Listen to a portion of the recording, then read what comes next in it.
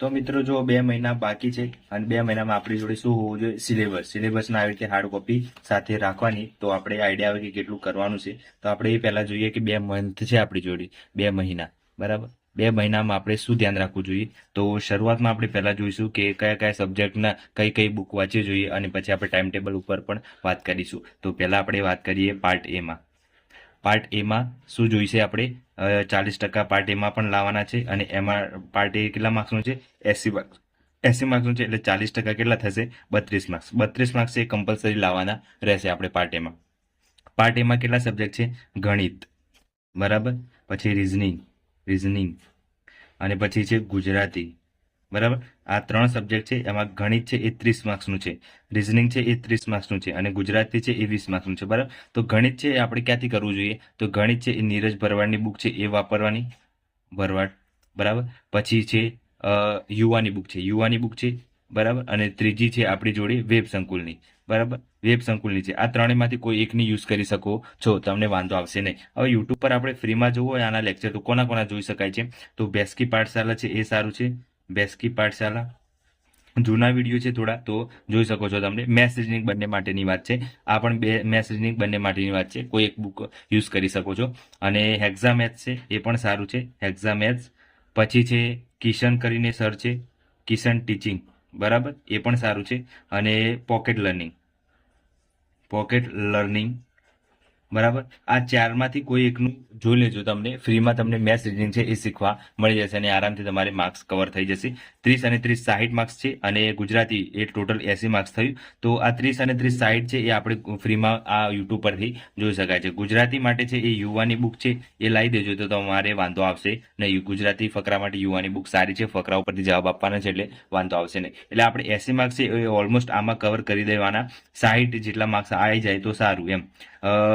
આમાં ગણિતમાં આપણે 30માંથી આપણે આવશે કદાચ અડધા લાવીએ તો 20 જેવા લાવીએ, બરાબર. રિઝનિંગમાં આપણે 25 જેવા લાવી દેવાના, અને ગુજરાતીમાં 15 જેવા આવી જાય તો પણ આપણે 2 ને 2 4 ને 2 6 એટલે 60 માર્ક્સ છે એ કવર થઈ જાય આરામથી. તો એટલું ધ્યાન રાખવાનું કે આપણે પાર્ટ એમાં 60 લાવવાના રહેશે, તો આપણે આરામથી મેરિટમાં આવી જઈએ. હવે આપણે પાર્ટ બીની વાત કરીએ.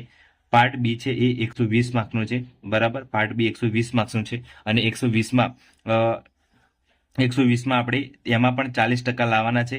40% મતલબ આપણે આમાં પણ 48 માર્ક્સ લાવવાના છે, એટલે 32 પ્લસ 48 એટલે ટોટલ 80 માર્ક્સ છે એ થવા જોઈએ પાર્ટ એ અને પાર્ટ બી. જો તમારે પાર્ટ એમાં કદાચ 30 આવે છે, અને પાર્ટ બીમાં કદાચ તમારે સૌથી વધારે આવી જાય છે, જેમ કે 80 કે 90 માર્ક્સ આવી જાય છે, તો પણ તમે ફેલ ગણાશો. એટલે બંનેમાં સરખા માર્ક્સ લાવવાના રહેશે. આમાં 32 અને 48, જો 32 થી ઉપર હશે તો, અને 48 થી ઉપર હશે તો તમે ક્વોલિફાય ગણાશો. એટલે પાર્ટ બીમાં આપણે જોઈએ કે પાર્ટ બીમાં શું કરવાનું. તો પાર્ટ બીમાં આપણે સિમ્પલી એક વસ્તુ ધ્યાન રાખવાનું કે સૌથી વધારે માર્ક્સ કોના છે? તો બંધારણના કેટલા માર્ક્સ છે? 30 માર્ક્સનું છે, બરાબર. તો બંધારણ ક્યાંથી કરવું જોઈએ? બંધારણ છે એ તમે યુવાનું કરી શકો છો. યુવાની બુક છે એ સારી છે, યુવાની કાં તો કાઝીની, બરાબર. આ બંનેમાંથી કોઈ એકની હશે તો પણ વાંધો નહીં આવે. અને બંધારણ ફ્રીમાં યુટ્યુબમાં ક્યાં મળશે? તો યુટ્યુબમાં તમારે ફિલ્મમાં જોવો તો વેબ સંકુલ છે એ બહુ સારું છે. વેબ સંકુલનો વિડીયો જોઈ લેજો. નિર્મિત પટેલ કરીને સર છે, નિર્મિત પટેલ, બરાબર.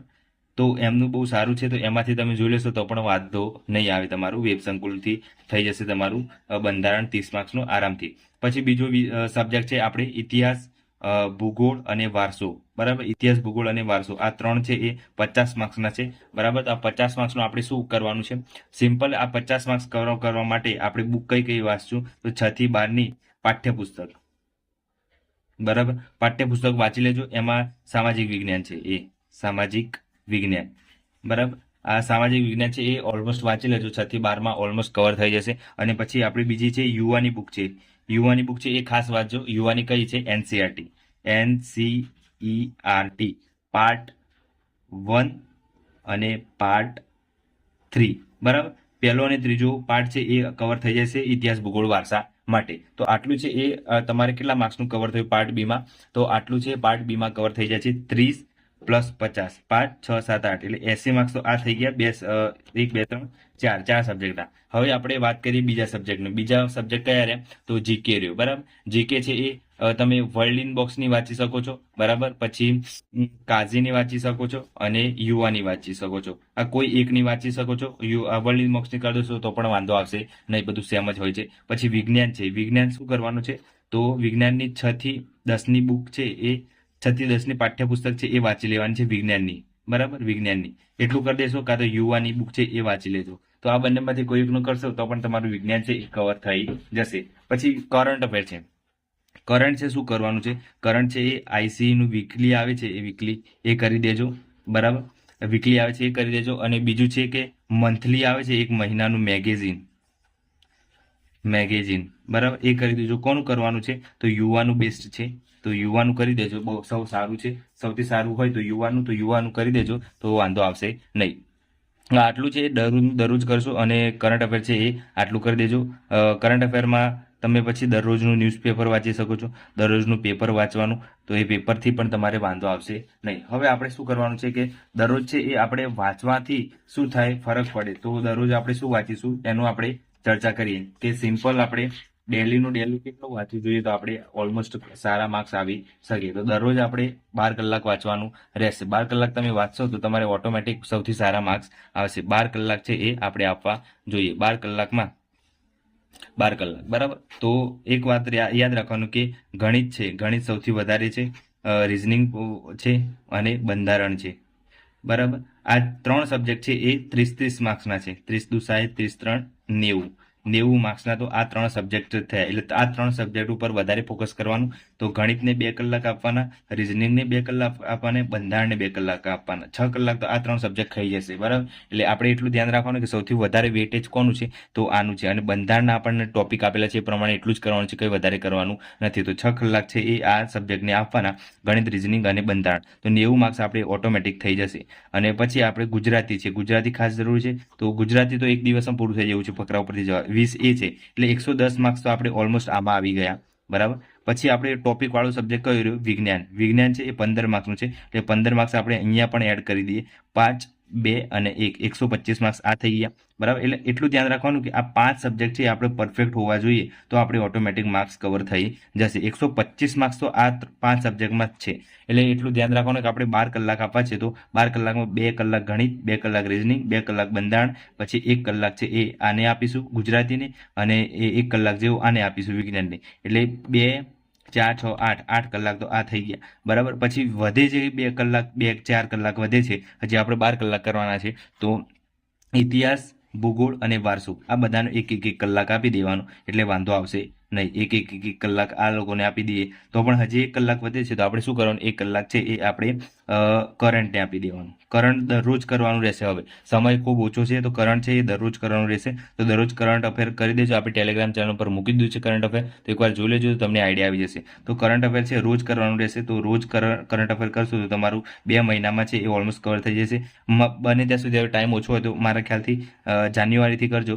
જાન્યુઆરી, ફેબ્રુઆરી, માર્ચ, એપ્રિલ અને મે, બરાબર. આટલાનું કરજો. જાન્યુઆરી, ફેબ્રુઆરી, માર્ચ, એપ્રિલનું કરશો 4 મહિનાનું તો પણ વાંધો આવશે નહીં. તો આટલું કરશો તો પણ કાં તો 5 મહિનાનું જ કરી દેજો, જાન્યુઆરી, ફેબ્રુઆરી, માર્ચ, એપ્રિલ, મે, બરાબર. તો તમારે એક્ઝામમાં આટલા 4 મહિનાનું વધારેમાં વધારે પૂછાશે. તો આઈસીયુનું કરી દેજો વીકલી વાળું, કાં તો મંથલી મેગેઝિન, તમને જે યોગ્ય લાગે. તો ઇતિહાસ, ભૂગોળ, વારસો 50 માર્ક્સનું છે એ છેલ્લે કરશો તો પણ વાંધો નહીં. પણ રિવિઝન માટે તમે શરૂઆત કરો છો તો રિવિઝનમાં પહેલાં ગણિત લેજો, રિઝનિંગ લેજો, બંધારણ લેજો, અને ગુજરાતી, વિજ્ઞાન લેજો, અને પછી ઇતિહાસ, ભૂગોળ, વારસો. કરંટ અફેર તો રોજનું રોજ કરતા જ રહેજો, તો તમારે મેળ ખાશે, બાકી મેળ ખાશે નહીં. તો આપણે એટલું ધ્યાન રાખવાનું 12 કલાક કેવી રીતના વાંચવું જોઈએ. તો 12 કલાક છે એ આપણે શું કરવાનું? સવારે વહેલા ઉઠવાનું છે, તો 6 વાગે ઉઠી જવાનું છે. તો 6 વાગે એકવાર ઉઠી અને તમારે ફ્રેશ થઈ 7 થી 9 એકવાર વાંચી લેવાનું. 7 થી 9 થઈ અને 9 થી 10 ફ્રેશ થઈ પાછું 10 વાગે બેસી જાઓ તમે, તો 10 થી પાછું 1 વાંચી લેવાનું. પછી 1 થી 2 જમવાનો ટાઈમ થાય તો પાછા 2 થી 3 રેસ્ટ લેવાનું, અને 3 થી પાછા 7 તમે વાંચો તો પણ તમારે વંચાય છે. પછી 7 થી 8 જમવાનું થાય, 9 વાગ્યાથી પાછા 12 વાગ્યા સુધી વાંચો. આ રીતના તમારું ટાઈમ ટેબલ ગોઠવી લેવાનું તમારી રીતે, તો તમને આઈડિયા આવી જશે કે આપણે 12 કલાક વાંચવા જોઈએ. હવે એટલું ધ્યાન રાખવાનું કે આપણે 12 કલાકમાં આપણે પાસ થવા માટે આપણી જોડે શું શું હોવું જોઈએ? આપણી નોટ્સ બનાવેલી હોવી જોઈએ. જો નોટ્સ ના બનાવેલી હોય તો વાંધો નથી, પણ નોટ્સ બનાવેલી હોવી જોઈએ. પછી આપણી જો બુક વાંચતા હોય એ હોવી જોઈએ, બુક આપણી હોવી જોઈએ. પછી કરંટ અફેર આપણી જોડે હોવું જોઈએ, ડેલીનું કરંટ અફેર હોવું જોઈએ. આ 3 વસ્તુ તમારી જોડે હશે તો વાંધો આવશે નહીં. બને ત્યાં સુધી મોબાઈલનો યુઝ બહુ ઓછો કરજો હવે 2 મહિનામાં, તો પાસ થવું હોય તો થઈ જવાશે. કેમ કે મોબાઈલ છે એ બહુ વધારે આપણો ટાઈમ વેસ્ટ થતો હોય છે. એમ જોતા હોય કે 1 કલાક આપણે મોબાઈલ યુઝ કરીશું, પણ 1 કલાકના 2 કલાક ક્યારે થઈ જાય છે કંઈ આઈડિયા હોતી નથી. એટલે મોબાઈલ છે એ બિંદાસ તમે છે એ અત્યારે બંધ જ કરી દેજો યુઝ કરવાનું. મોબાઈલ એ આપણો દુશ્મન છે, એટલું ધ્યાન રાખવાનું.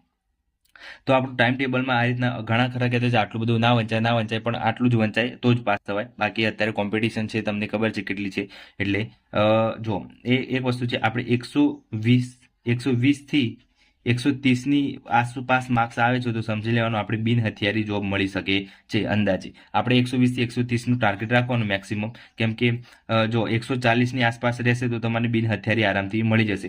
પણ જનરલ વાળાની વાત કરું છું 140, બરાબર. એટલે 120-130ની આસપાસ રહેશે બીજા બધાના કેટેગરી વાઇઝ, તો તમે સેફ ઝોનમાં છો એટલું ધ્યાન રાખવાનું. બાકી 40% કમ્પલસરી, એટલે બધા બહાર નીકળી જશે. મેથ્સ છે એ ઘણાને નથી આવડતું, મેથ્સ હજુ પણ નથી આવડતું, એટલા માટે બધા જેને આવડે છે એના ચાન્સ વધારે છે કોન્સ્ટેબલમાં પાસ થવાનું. એટલે ધ્યાન રાખવાનું કે આપણે 12 કલાક છે એટલું વાંચવાનું. જો તમે ક્લાસીસ વાળાને તમે જોતા હશો છોકરાઓ કેટલી મહેનત કરાવે છે. છોકરાઓ 12 કલાક 13 કલાક વાંચતા હોય છે અને આપણી કોમ્પિટિશન એ લોકો જોડે છે. એટલે આપણે પાસ થવું હોય, જો જાતે મહેનત કરતા હોય તો આપણે પણ 12 કલાક વાંચવું જોઈએ. કોઈ 12 કલાક વાંચે છે તો આપણે એટલું ધ્યાન રાખવાનું આપણે 2 કલાક વધારે વાંચવું જોઈએ, તો 14 કલાક વાંચવું જોઈએ, તો આપણું સિલેક્શન આવી શકે છે. નહીં તો જે 12 કલાક વાંચે છે એનું સિલેક્શન આવે, બરાબર. અને 12 કલાકમાં પણ શું વાંચવું જોઈએ એ પણ આઈડિયા હોવો જોઈએ, તો તમે 12 કલાક કમ્પ્લીટ વાંચવું હોય એવું કહ્યું. કે પછી તમે 12 કલાક વાંચો છો ને પછી બીજા દિવસે તમને પૂછવામાં આવે કંઈ નથી આવડતું, તો એ મતલબ નહીં 12 કલાકનો, બરાબર. એટલે ઓછું વાંચો તો પણ વધારે વાંચો. કોઈ 6 કલાકની મહેનત કરતો હોય તો પણ એ સિલેક્શન લઈ જાય, કેમ કે એની સ્માર્ટ વર્ક હોય છે. અને કોઈક 12 કલાક વાંચતો હોય પણ એ સિલેક્શન થતું નથી હતું, એનું એ પ્રોબ્લેમ હોય છે કે સ્માર્ટ વર્ક નથી કરતું હતું એટલા માટે. એટલે સ્માર્ટ વર્ક પણ જરૂરી છે કે આપણે કેટલું વાંચવું જોઈએ, કયા સબ્જેક્ટને વધારે ફોકસ કરવું જોઈએ. ઘણા ખરા જ્યારે પણ વાંચવા બેસતા હોય તે ઇતિહાસ લઈને બેસી જાય, એટલે પણ ઇતિહાસ નથી કરવાનો આખો દિવસ. ઇતિહાસના વેટેજ એટલું બધું નથી, જેનું વેટેજ વધારે છે એનું લઈને બેસો તો વધારે માર્ક્સ આવશે. દરેક માણસ તૈયારી કરતો હોય તો પહેલાં ઇતિહાસ વાંચે, પછી ભૂગોળ વાંચે, પછી વારસો વાંચે. આ 3 સબ્જેક્ટ કરવાના જ નથી હોતા અત્યારે. આ 3 સબ્જેક્ટ વાંચવાના સબ્જેક્ટ છે. એવું નથી કે નથી કરવાના, પણ કરવાના છે. પણ છેલ્લે તમારે જો ટાઈમ છે રિવિઝન માટે તો એ રિવિઝન માટે લઈ લો ફટાફટ. બાકી જે ટોપિક આપેલા છે અને વધારે વેટેજ છે એ કરવાના છે, જેમાં ગણિત, રિઝનિંગ, બંધારણ, ગુજરાતી, વિજ્ઞાન, એ જેના ટોપિક આપેલા છે અને આપણને ખબર છે કે આમાંથી આટલું જ વાંચવાનું છે, વધારે વાંચવાનું નથી. તો આ રીતના તમે ફોલો કરશો છેલ્લા 2 મહિનામાં તો તમારું ઓટોમેટિક કવર થઈ જશે બધા સબ્જેક્ટ. અને અગાઉ આપણે આઈએમપી ટોપિકવાળા પણ વિડીયો બનાવ્યો, તે ખાસ વિડીયો જોઈ લેજો. અને આપણે ટેલિગ્રામમાં આઈસી રાજકોટનું કરંટ અફેર મૂકી દીધું છે, તો એ પણ જોઈ લેજો, એટલે તમને આઈડિયા આવી જશે. તો આપણે વધારે માર્ક્સ કવર કરવા હોય તો આટલા સબ્જેક્ટ કરવાના રહેશે પહેલાં, પછી તમે છેલ્લે ઇતિહાસ, ભૂગોળ, વારસો કરશો તો વાંધો આવશે નહીં. તો મેં કીધું એ પ્રમાણે 12 કલાકનું ટાઈમ ટેબલ હોવું જોઈએ તમારી જોડે, કરંટ અફેર હોવું જોઈએ, બુક હોવી જોઈએ અને નોટ્સ હોવી જોઈએ. આટલું હશે તો તમારે ઓટોમેટિક ક્લિયર કરવાની એક્ઝામ છે એ નજીક આવી જશો તમે એકદમ. અને રિવિઝન તો ખાસ કરજો, રિવિઝન બાકી હોય તો. અને મારી ટેલિગ્રામ છે એ ચેનલ જોઈન કરી લેજો, કેમ કે ટેલિગ્રામમાં મેં કરંટ અફેર નાખી દીધું છે, તો તમને આઈડિયા આવે કે કેટલું કરવું જોઈએ અને શું કરવું જોઈએ, શું ના કરવું જોઈએ, બરાબર. અને આઈએમપી ટોપિક છે એ હું આજે ટેલિગ્રામમાં અપલોડ કરી દઈશ, તો એટલા ટોપિક કરશું છેલ્લે તો પણ વાંધો નહીં આવે, કેમ કે રિવિઝનમાં ખૂબ મદદરૂપ થશે. કેમ કે એ રિવિઝન તમે એટલું કરશો તો પણ તમારે 60-70% છે એ કવર થઈ જશે. અને વિડીયોમાં આપણે બધાને યુઝફુલ થાય એવા જ વિડીયો બનાવીએ છીએ. એટલે ચેનલ પર નવા તો સબસ્ક્રાઇબ કરી દેજો. અને તમારા મિત્રો કદાચ તૈયારી કરતા હોય પોલીસ કોન્સ્ટેબલની, તો એમને પણ શેર કરી દેજો, તો એમને પણ આઈડિયા આવે અને આપણા વિડીયો જોઈ અને એમને પણ થોડી એક્ઝામમાં થોડી સરળતા રહે અને ઝડપથી ઓછા સમયમાં વધુ માર્ક્સ આવી શકે એ રીતની બધી સ્ટ્રેટેજીઓ બનાવેલી છે આપણા વિડીયોમાં. 130+ માર્ક્સ કેવી રીતે લાવવાના એ બધું. અને એક્ઝામના 2 મહિના છે, તો 2 મહિનામાં આપણે પ્લાનિંગ સાથે વિડીયો બનાવતા રહીશું. તો તમે વિડીયોમાં જોડાયેલા રહેજો અને સપોર્ટ કરતા રહેજો, બીજા મિત્રોને બધાને શેર કરજો અને ચેનલ પર નવા તો સબસ્ક્રાઇબ કરી દેજો. અને આજનો વિડીયો યુઝફુલ લાગ્યો હોય તો થોડું કોમેન્ટ પણ કરજો, તો મને આઈડિયા આવે, બરાબર. તો આજ માટે આટલું રાખી. જય હિન્દ, જય ભારત.